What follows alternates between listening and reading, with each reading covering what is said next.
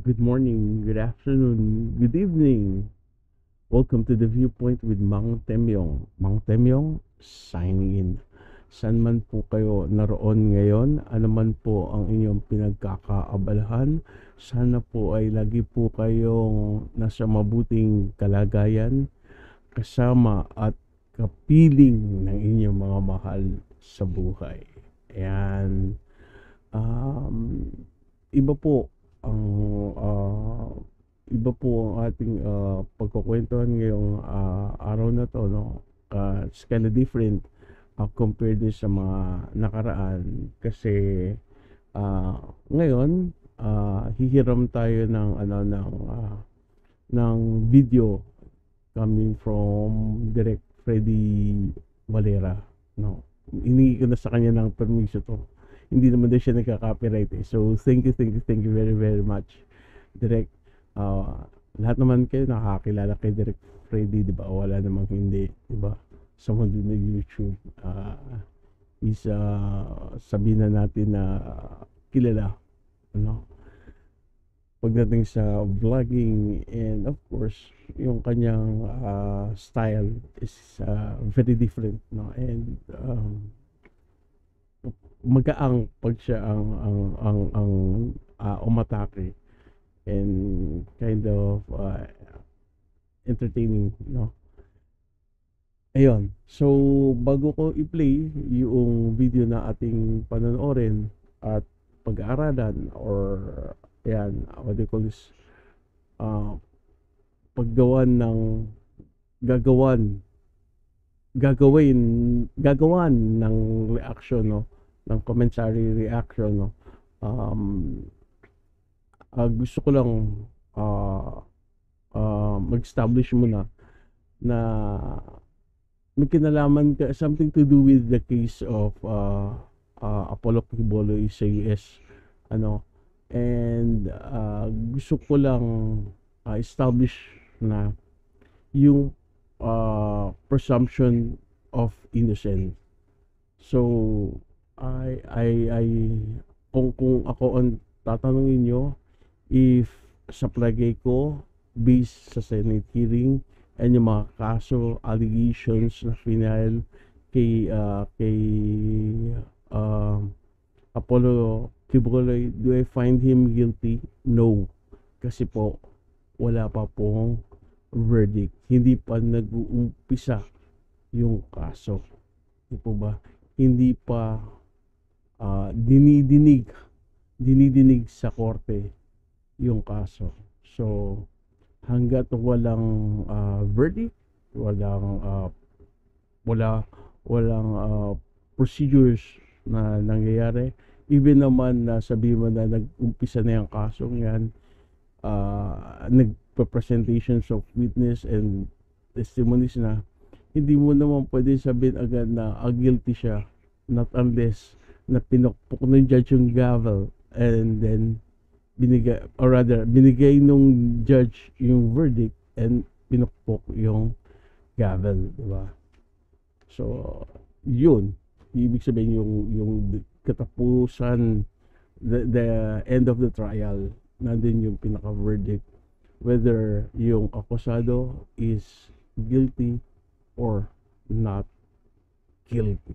Yan. So maliwanag po yan, clear po yan, kasi baka may magsabi sa akin na ito si Mang Temyong guilty na agad sa kanya si Quiboloy. No, we're doing this for the sake of may matutunan tayo na tungkol sa kaso, no.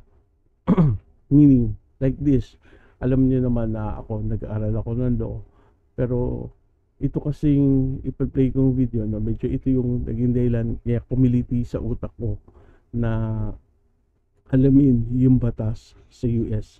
I have friends na lawyer na sa US. I will not mention them name.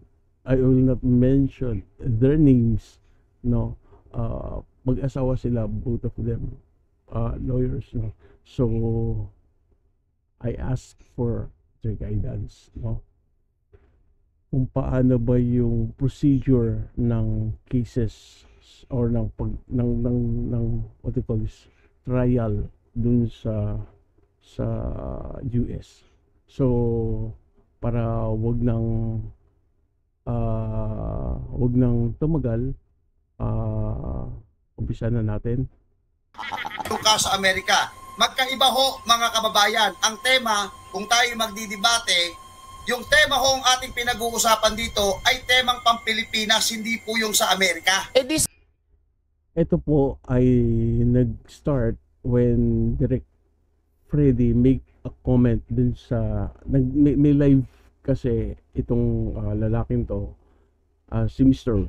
I don't know his name, basta Mr. Let's call him Mr. na lang para respect, diba? So merong live kasi si Mr. no, na pumasok si Direk and iyon it's about yung kay Kibuloy nga. So pumasok si Direk doon, and then ang pinresent yata ni Direk is about yung case sa US ni Kibuloy. Anyway, puntahan niyo yung what do you call this, yung LS ni Direk para din sa pinaka full context ng kanilang pinag-usapan, kasi dito kinuha ko lang yung bahagi na nakakangiti sa utak ko, kaya nag-decide ako na i-discuss ito for my learning too, para rin sa pakinabang ko sa pag-aral o sa pag-study, pag-aral, tama naman, diba? Sana hindi mo ako sinagot. Sana sinabi mo, Direk, hindi po yan ang aming content. Sumasagot ka kasi sa live. Sumasagot ka. 'Di ba? Kaya naman ako napasagot kasi mali na yung sinasabi mo. Kaya ako nagkomento sa live chat mo dahil mali nga yung sinasabi mo. Gusto kong malaman ano yung totoo. Mahirap ba yun? Ngayon, sasagutin ko maya-maya yung sinasabi mong usapin sa Amerika. Kasi ginulo niya ho ang kanyang mga manonood, o sasabihin niya mamaya, pakinggan ninyo. Ako ng gulo. Sige. Guluhin niya yan, tingnan natin. Ako ng gulo. Kalma, Direk. Kalma. Yung kaso sa Amerika, pang-korte na yon. May usaping korte na. Pero bakit hindi pumupunta si Kibuloy? Okay. Ayan na. Ito ang tanong ko sa iyo, Derek. Ito ang sabihin ko. Porque hindi pumupunta, hindi na hinaharap. Tignan yung argument niya ni Mr. Porque ba hindi pumupunta, hindi na hinaharap? Porque ba hindi pumupunta? Meaning, dahil ba sa wala doon si Kibuloy, ibig sabihin is hindi na niya hinaharap yung kanya kaso. Tandaan niya yan. Pasagutin ko lang ho siya, porque hindi pumupunta sa Amerika, hindi na hinaharap. Yun na yun. Inulit niya ulit, porque ba hindi pumupunta sa Amerika, hindi hinaharap? Bakit ba ganun ang iniisip niya? Tuloy natin. Yun na yun. Yun na yun. Yun na talaga yun. Wala na. Baka may dadagdag ka pa. Yun na. Yan ang tanong ko sa iyo. What the fuck? What the fuck? Anong taon na ngayon? 2024. 2024 na ngayon. Yun lang ang sagot mo sa tanong ko. Wawa, hirap na hirap naman ako sa research mo.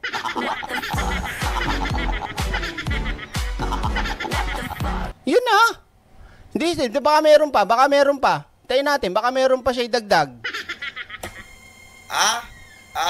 Sir Derek.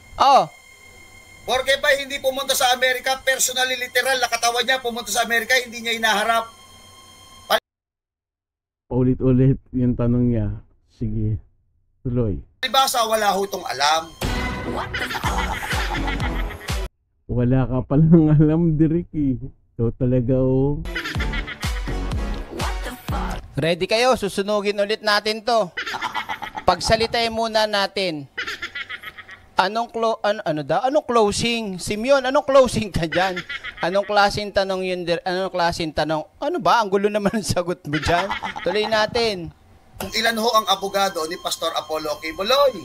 Si Ito na ang understanding niya. Ilan ba ang abogado ni Apostol o ni Pastor Kibuloy? So, abogado na. Sige. Pagsalitain pa natin para magkaroon ng konting palabok yung laman ng sinabi niya. Kasi yun lang ang sagot niya eh. Bakit? Pag hindi pa pumunta, ibig sabihin, hindi na inaharap. Hindi niya talaga naiintindihan yung kaso. Yung kaso nung meron sa Amerika. Basta ang importante sa kanya, may 20 abogado daw. 20 po ang abogado na naka-assign diyan po sa Estados Unidos. Naghihintay po sila ang mga abogado. Ready na ba kayo? Susunugin ko ulit to. Ng hearing. Eto, hindi niya pinakita yung pinakaunang sabi niya, there are si Kibuloy have 20 lawyers sa US to represent him, just waiting for hearing nga, sabi niya, or yung case to be heard, or the schedule of yung ano tawag doon, pagdinig sa kaso. Okay. Ang sinagot ko dito at pinakita kong ebidensya. Pangalawa na tong papakita ko ulit Pero wala pong ginagawa ano? na hearing etong mga nasa judiciary sa Amerika. Bakit? Okay. Take note Sabi niya, 20 po yung lawyers ni Kibuloy na nasa Amerika, diba, to represent Kibuloy. Pero ang question na is, despite the fact na 20 lawyers ni Kibuloy ay naroon, bakit wala pa ring schedule or ginagawang hearing or yung trial is hindi pa nagsisimula. Pag-aaralan natin mamaya yan. So, Amerika pa talaga ang walang ginagawa. Sa Amerika ay alin? Speedy trial doon.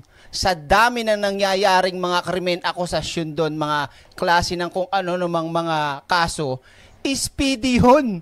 Di mo ba alam yung speedy? Bakit di mo pa alam yung speedy trial doon Ngayon, pakinggan pa natin bago natin sunugin. I-ready nyo yung tubig nyo dyan. Kasi nga po, mga kababayan, kamukha ng sinasabi ko sa inyo, kanino ba kami kukuha ng reference at mga dokumento? Di kay Pastor Apollo Kibuloy. ayun. So, pag-aralan natin, sabi niya, may 20 lawyers, na nandun sa Amerika to represent Kibuloy. Bakit hindi pa rin inuumpisan ang hearing? So, punta tayo sa isang article and then proceed tayo. Gusto ko lang sabihin sa inyo na sa US, different states, different implementation of laws.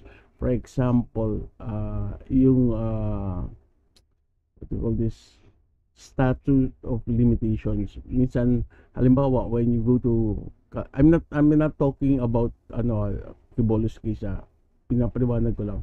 Halimbawa sa California, ang statute of limitation nila sa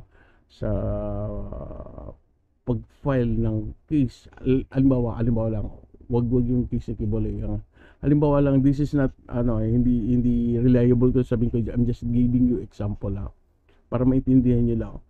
Halimbawa sa California, let's say ang statute of limitation ng cyber libel is 3 years. Pero paglipat mo halimbawa paglipat mo sa New Jersey 1 year lang or 2 years. Ganun po. Different states may iba't ibang sila. Implementations of law. Depende kasi yun sa state na kinabibilangan nila. Again, yung binigay kong example hindi reliable yun. Ano lang yun, example lang yun para lang maintindihan nyo na different states may mga different laws na in-implement. So, maaring ito yung batas sa California. Pag lumipat ka ng New Jersey, iba naman. Pag lumipat ka ng Maryland, iba naman yung kanilang pag-implement, no? So, yun, ganun po yun. Okay? So, punta na tayo dun sa kaso ni Apostol tuloy, ni Apollo Kibuloy, no? Yan. Oops, bago tayo dyan, dito muna tayo. Okay. Again, these are all allegations. Wala pang proof na he did committed a crime. Wala pang trial na nangyayari, no? Sabi dito, US court moves Kibuloy trial date to 2024. So, dito na tayo. Huwag na natin basahin buo. Sabi dito, the judge overseeing the case last month issued a ruling that delayed the trial to March 19, 2024. U.S. Attorney's Office, Central District of California, Los Angeles, Media Relations Director Thorne Brozek told Rappler on Saturday, December 10. Brozek said Kibuloy had nothing to do with the court order that moved the trial date because he has never made an appearance in this criminal case in Los Angeles. Dito tayo sa indictment. Kasi mas maliwanag dito, no? Yung bakit namumove yung kaso ni Kibuloy, no? A federal grand jury in California indicted Kibuloy and 8 others on November 18, 2021 for conspiracy to engage in sex trafficking by force, fraud, and coercion, sex trafficking of children, marriage fraud, and misuse of visas, bulk cash smuggling, promotional money laundering, concealment of money laundering, and international promotional money laundering. So,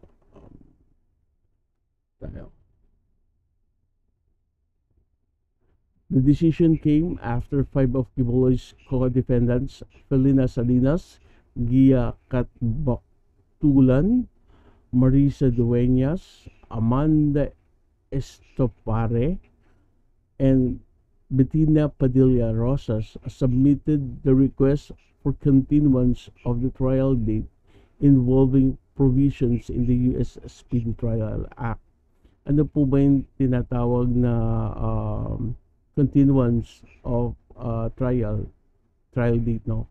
Pag sinabing continuance of trial date, no, at tumutukoy po yan sa postponement or rescheduling of a scheduled court hearing, or yung trial ay scheduled sa later date, no?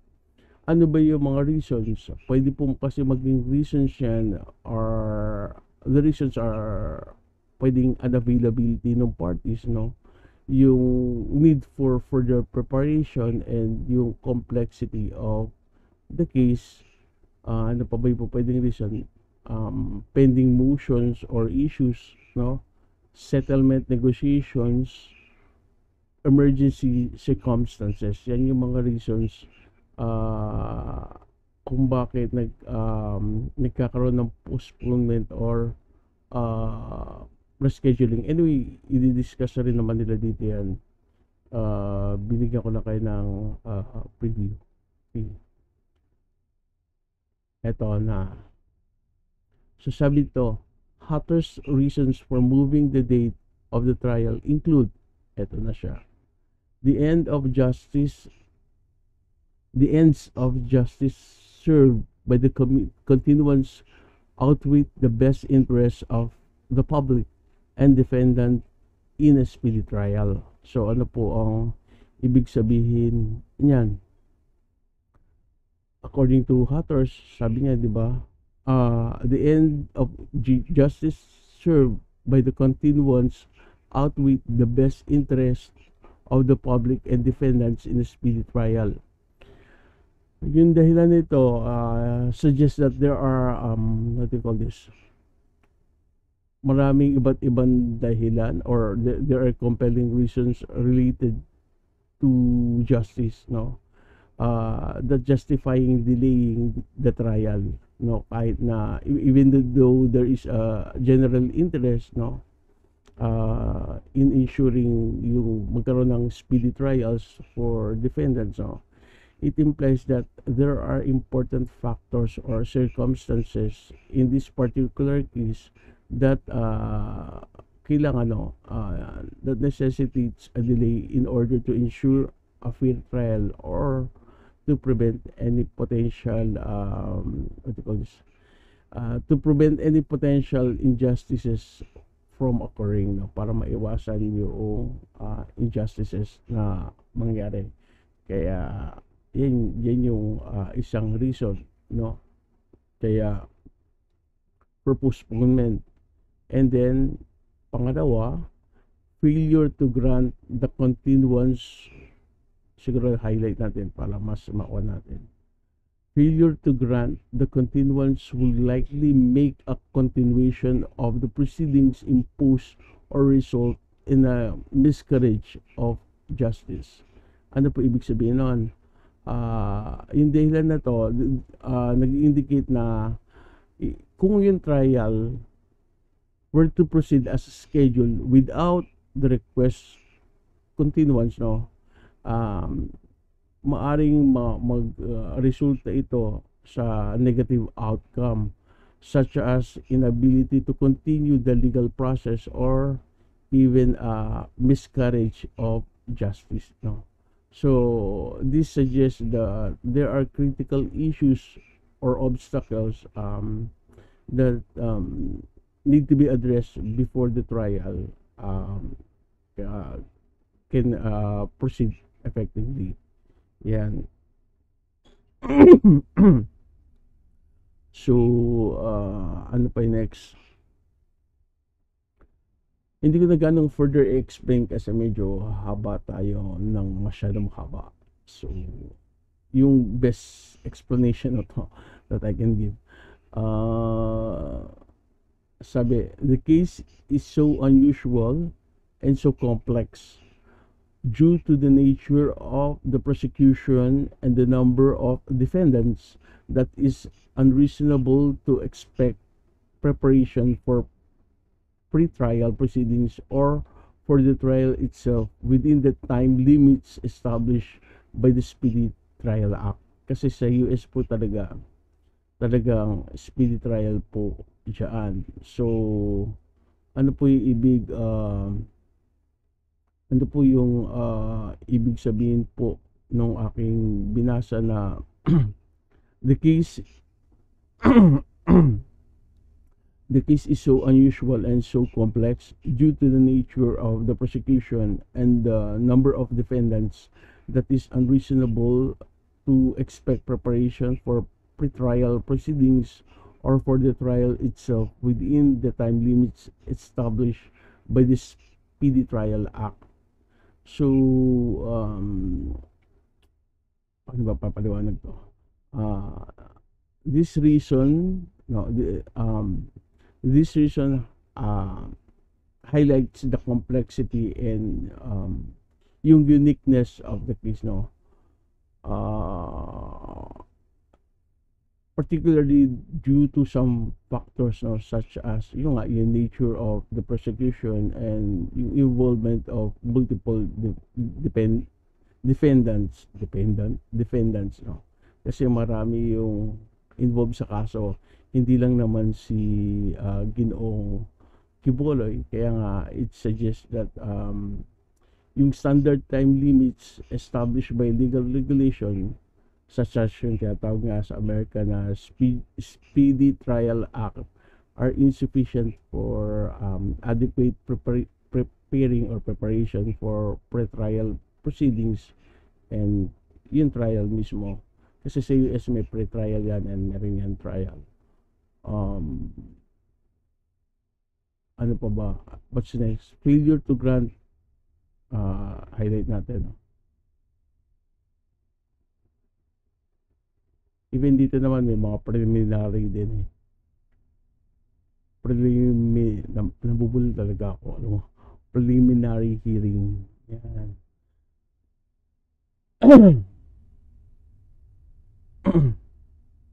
Next is failure to grant the continuance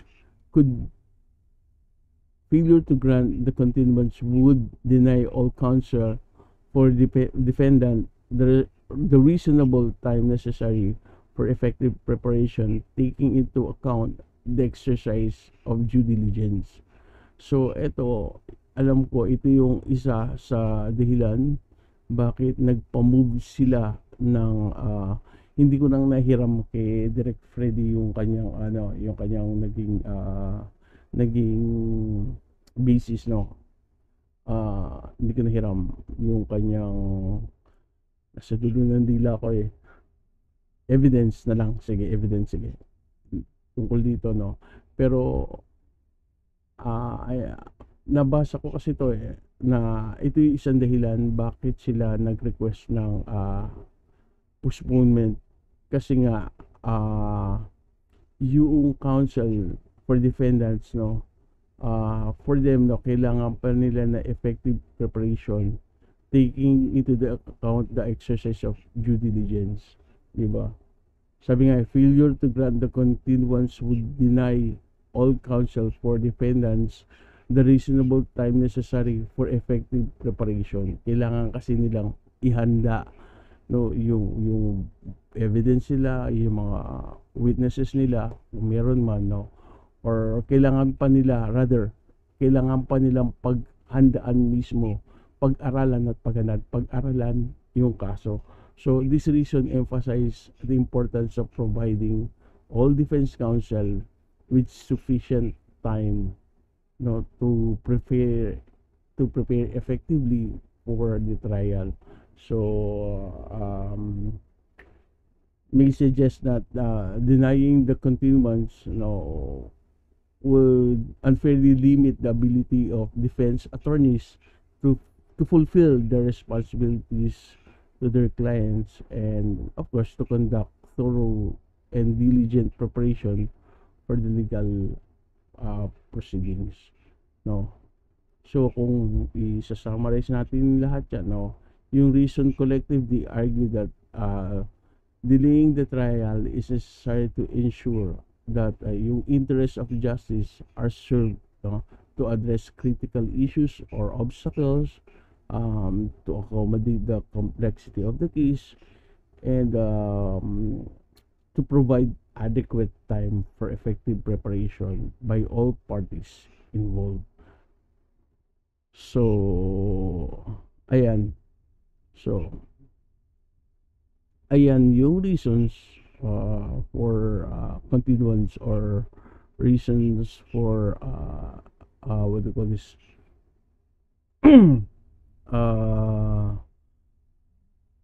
nasa dulo ng dili ko masabi. Yan yung reasons for continuance or postponement or rescheduling ng court hearing, or yung pag schedule ng trial in later date, no. So may binanggit yung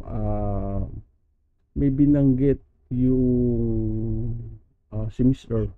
may binanggit kanina na meron 20 lawyers si Quiboloy to represent him, diba? So bakit hindi pa umpisahan yung trial? Nandun naman yung mga lawyers, no, para i-represent si Quiboloy. So nagtanong ako, though dito kasi sa atin, no, teka lang, dito kasi sa atin, no, hindi, what do you call this, hindi allowed na na wala yung akusado doon sa arraignment, no. Kailangan nandun siya during the arraignment. So I asked, nagdial a friend ako. Nagdial a friend ako. Tinanong ko kung sa US ba po pwede bang can the lawyer of the accused enter the plea for him? Tinatanong ko. Kasi yun nga yung sinabi ni Mr., no? May 20 abogado dun si Kibuloy, 'di ba? Para ayusin yung kaso, bakit hindi pa inuumpisahan yung kaso? Ang sagot sa akin nung aking kaibigan, no, sa US Federal Court kasi, the accused must enter the plea themselves. Sila yung mag-e-enter ng plea na po. And even naman dito, sabi ko nga dito sa atin, no, ganun din naman di ba? Pwede ba yung lawyer, no? Can the lawyer of the accused enter the plea for him? The answer is no, di ba? Same as dito rin. Ganun din, no? Hindi po pwedeng yung lawyer ang mag-enter ng plea para doon sa akusado. Kailangan yung akusado mismo, kailangan yung akusado mismo ang mag-enter ng plea para sa kanya. Ano ang reference natin yan? Yan. Cornell Law School. Rule 11 about pleas, no? Ito, enter a plea, no? In general, a defendant may plead not guilty, or with the court's contest, nolo contendere. Ibig sabihin ng nolo contendere is no contest. So, yung defendant, mag-plea siya ng not guilty, or nolo contendere, or no contest. Okay? Ano po ba yung tinatawag na plea? Sana na observe niyo po or nasusundan niyo. Yung plea po na tinatawag sa US po to, again, US po ang ating pinagbabasihan. What is a what is a plea? A plea is an answer or response by a defendant as to claim made by another individual. In the US, pleas are entered in all criminal procedure given in during a criminal arraignment in most jurisdictions. In the event the accused individual called defendant enters a plea of guilty, the case again in the event the accused individual called the defendant, yung akusado, ang tawag sa kanila is defendant, even naman dito, no, enters a plea of guilty, the case moves to the sentencing phase as there is no need to have a trial. Yun yung sa US. Pero dito sa Pilipinas, kunin kaya natin yung kay Attorney Dibayan para mas ano siya. Makikita nyo kaya, wait, teka lang subukan natin yung kay Attorney kung makuha natin. Sana makuha ko. Hanapin ko lang yung batas natin. Para i-compare lang natin, babangga lang natin ng konti. At ganun ayaw. Please bear with me Parang kayo niya. Wait lang para po makita natin yung comparison between yun dito at saka sa Amerika pagdating po sa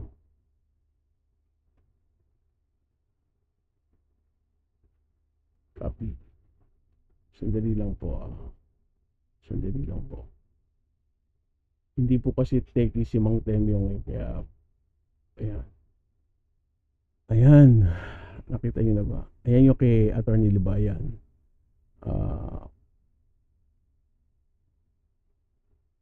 Ayan. So, balikan natin yung sinasabi dito.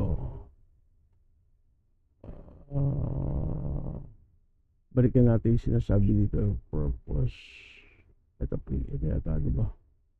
Ang sabi dito, in the event the accused individual called the defendant and in the event the accused individual called the defendant enters a plea of guilty, the case moved to the sentencing phase as there is no need to have a trial. Ang sabi naman dito sa atin, asa yung kay attorney? Dito yan, ano po banda? Wait. Asa yung kay attorney?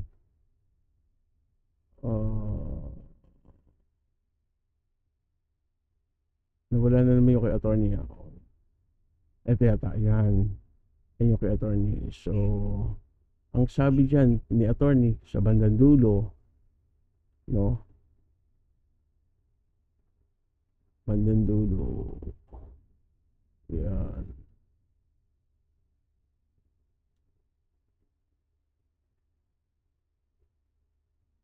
Ayan. Can a person who plead guilty still be acquitted? Ang sagot ni attorney, yes. When an accused pleads guilty, it doesn't necessarily follow that he is convicted. Yan yung batas natin. Meaning, ang tinatanong natin kanina ba, ano sabi niya, ang tanong is, can a person who plead guilty still be acquitted? Ang sabi ni attorney, yes. When an accused plead guilty, it doesn't necessarily follow that he is convicted. So there are other factors, meaning there are other factors and legal processes that come into play. Kaya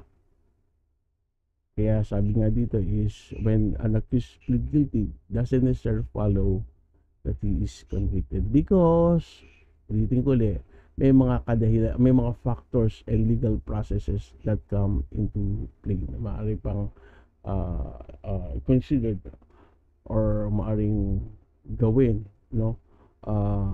Additional evidence independent of the guilt plea may be considered by the judge to ensure that the plea of guilt was intelligently made. Siguro ayan na natin. Ito yun dito pinaliwanag ko lang. Sabi, additional evidence independent of the guilty plea may be considered by the judge to ensure that the plea of guilt was intelligently made. The total of the evidence should be determined whether the accused should be convicted or acquitted. Yan. Alright? Yan. So, yun ang definition ng plea. Ano naman yung tinatawag na arraignment. So, yung arraignment, arraignment is a criminal arrangement, or a criminal arraignment is a hearing at which an individual who has been arrested and or charged with a crime is formally advised of the charge against him. The accused individual generally enters a plea at the arraignment, though it is possible to postpone the step. An arraignment is required in any case in which the defendant faces potential incarceration. Some states hold arraignment for both felony and misdemeanor cases. Some hold arraignment only for felony cases. The arraignment must be held within a short time following the individual arrest, as this is part of the constitutional right to speedy trial. In most jurisdictions, the court determines at the arraignment whether the defendant will be held in custody or release pending trial. So again, ba't ko diniscuss to? Balik tayo doon sa ni-raise nung minister na 20 yung abogado ni Kibuloy doon, bakit hindi pa nag-umpisa na trial? Kasi nga, kailangan naroon siya sa arraignment physically. di ba? Kasi doon i-determine whether doon i-ask nun judge kung ano ang plea niya, di ba? Kaya marinig nyo, what is your plea? What is the defendant's plea? Sabihin ng defendant, no, not guilty, no, or kung aamin siya at mapaikli na yung proseso, he will say guilty. Hindi po pwedeng gawin yon ng mga abogado, no, na sila ang mag-plea ng guilty or not guilty. Dapat the accused, diba? Kaya nga sabi nung kaibigan ko lawyer, no, the lawyers of the accused, no, they cannot enter the plea on their behalf, diba? Yun ang sabi niya na pero sabi din niya, no, an experienced attorney may assist the accused, no, pwede niyang i-assist yung kliyente niya in deciding which type of the plea will be most beneficial. Kausapin yung kliyente niya siguro bago yung no, yung plea, no, before the arraignment and before entering entering the plea, no. Pwedeng sabihin nung abogado niya na pag guilty, ito magiging consequences mo, ito yung pag not guilty, ito yung advice mo, pwedeng ibigay yun ng lawyer. Pero hindi pwede nang i-assist yung kanyang kliyente, di ba? Pero hindi siya ang pwedeng plea in his client's behalf or in behalf of the defendant. Ngayon, paano kung yung accused ayaw mag-plea? Then yung the court, no, is required to enter a plea of not guilty on their behalf, di ba? Or yun, ganun, ang korte na mismo ang decide. Same as din dito, di ba? Balik tayo kay attorney. Attorney, pero muna po anyway, nasa vlog naman yan. So same as dito, di ba? Ang tanong dito is, what happens if the accused refuses to enter any plea? Ang sabi, the court may validly enter a plea of guilty for the accused who refuse to plead, di ba? Pero yan, pwedeng baguhin yan, nababago naman yan, no? Pwedeng from guilty to not guilty, diba? Pwedeng from not guilty to guilty, diba? Pwedeng naman mabago yan. Ano pa yung yun ang reason, no, kung bakit saan ba ako? Yan. Yun ang reason kung bakit hindi pa naumpisahan yung trial sa state, kasi kailangan niya ng physical appearance. Kaya nga meron tayong tinatawag na extradition, di ba? Ano ba ang purpose ng extradition? Nakikita niyo saan? Nakikita niyo? I hope nakikita niyo. Wait. Ayun. So, ano ba ang purpose ng extradition? An extradition treaty is a treaty agreement or arrangement made by one country with another country relating to the extradition of fugitives or of fugitive criminals. Extradition is a formal surrender of person by a state to another state for prosecution or punishment. Extradition treaties help government bring criminals who have fled their country to justice. The extradition process is usually spelled out in bilateral or multilateral extradition treaties agreement. So kaya nga meron extradition, kasi isang factor no, di ba? Bakit may extradition or bakit i-extradite si Apollo Quibole? Kasi he fled, di ba? From US, pumunta siya dito sa Pilipinas. Kaya nga naging wanted siya, di ba? naging wanted siya sa FBI. Tama ba?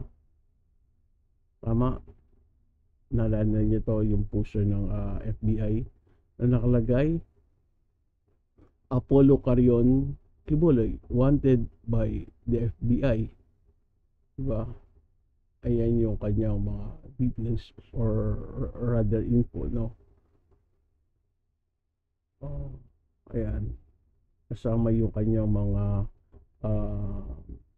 kasamang na-file ng kaso. Nakalagay nga dito,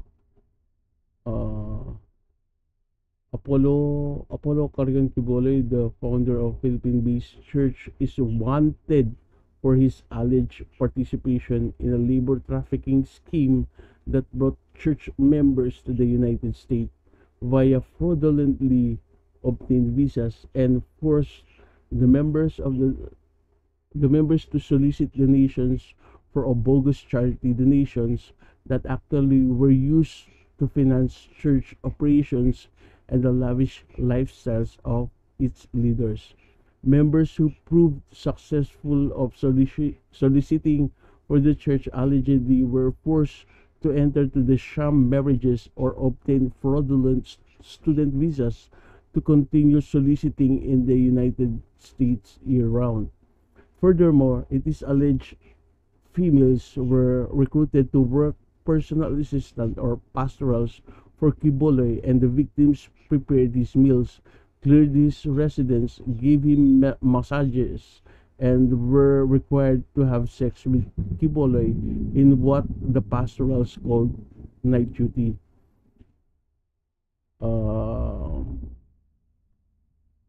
Kibuloy was indicted by a federal grand jury in the United States District Court for the Central District of California, Santa Ana, California, for conspiracy to engage in sex trafficking by force, fraud and coercion, and sex trafficking of children, sex trafficking by force, fraud and coercion, conspiracy, and bulk cash smuggling.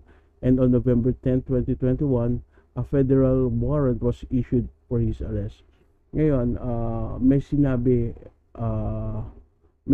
rin yung si Mr. no, na I think you have to go to Direct Freddy's LSA, kasi doon may mention din yung Mr. na sinabi sa kanya ni Kibuloy na illegal nga pumasok, wala nga dokumento yung mga tao. He didn't mention naman kung babae yun or lalaki. Parang ang inano is ang pagkakasabi niya is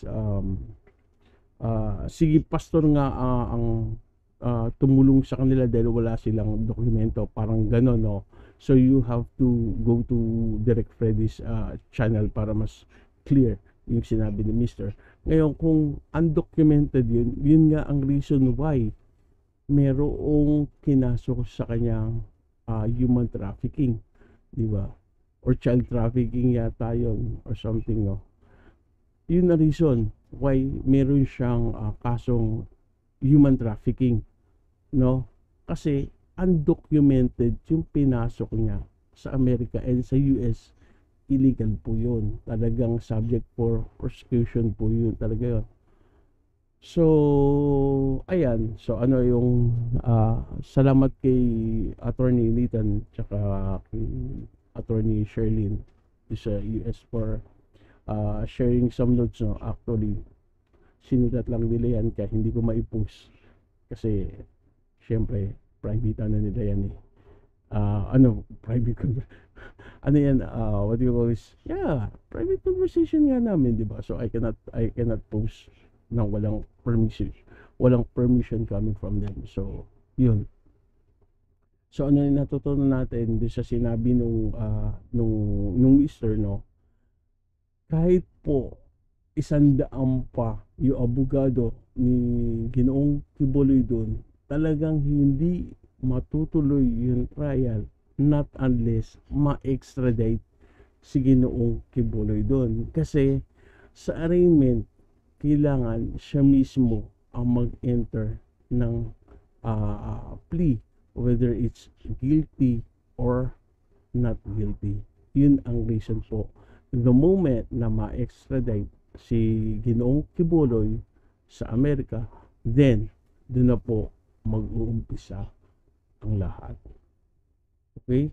Sana po naging malinaw sa inyo ating napagkwentuhan sa araw nito. Pero baka meron pang pwedeng magbigay ng inputs, no? You can comment down below. I'm just basing my inputs doon sa abogado kong kaibigan na nasa US.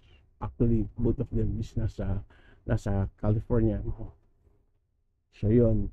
Baka yung iba, baka may mga mas abogado dito na po pwedeng mag-share pa ng kanilang thoughts, no? Paki-comment na lang po sa comment section. Ayan. Ayun. So, sana po naging malinaw po sa inyo ating napagkwentuhan sa araw nito. But before magpaalam, ano po, I just like to invite everyone, no, to please watch our LS every Sunday 9 p.m.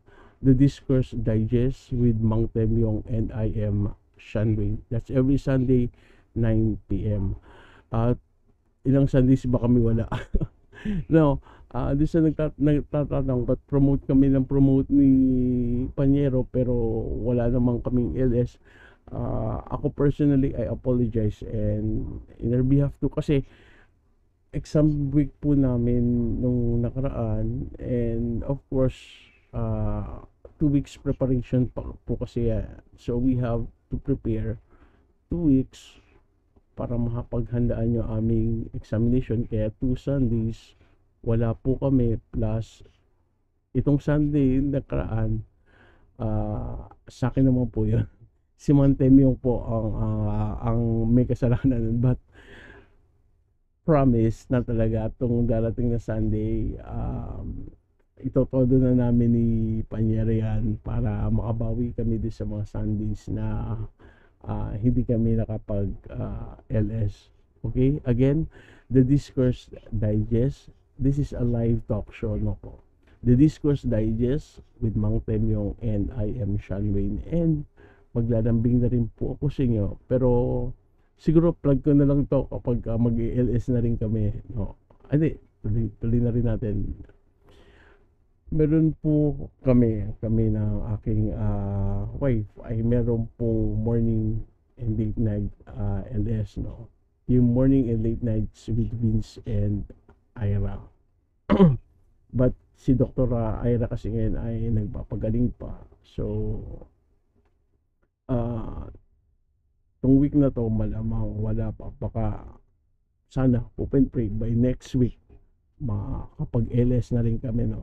So please do like, share, and subscribe yung YT channel namin. Yung mornings and late night with Vincent Ira. Live po yan. Diyan. Makapagkwentuhan tayo. Yan. Ito po kasing LS ko is pre-recorded siya. Kasi medyo yung oras mo kasi what do you call this, binabudget ko, no.